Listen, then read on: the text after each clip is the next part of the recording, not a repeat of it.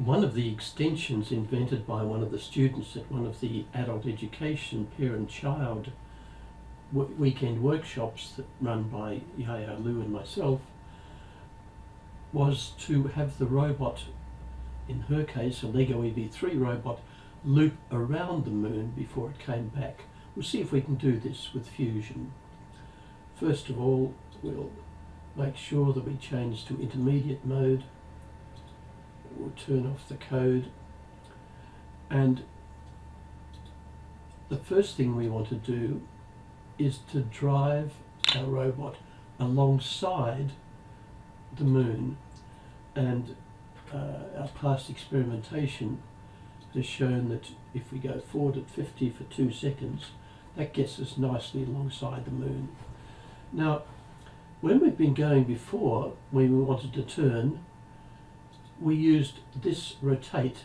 Now that spins on the spot. It doesn't go around slowly in a circle. So the rotate command won't do what we want.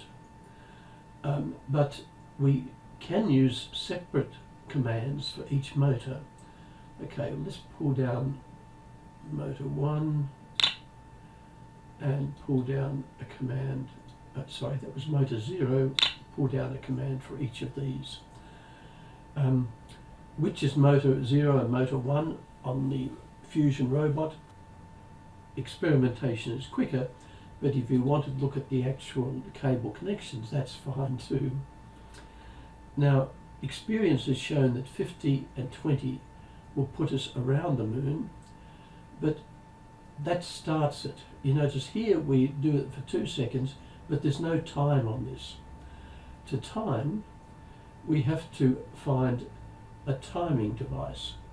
Nothing there in the motors, so we go down to time and we find a wait certain number of seconds.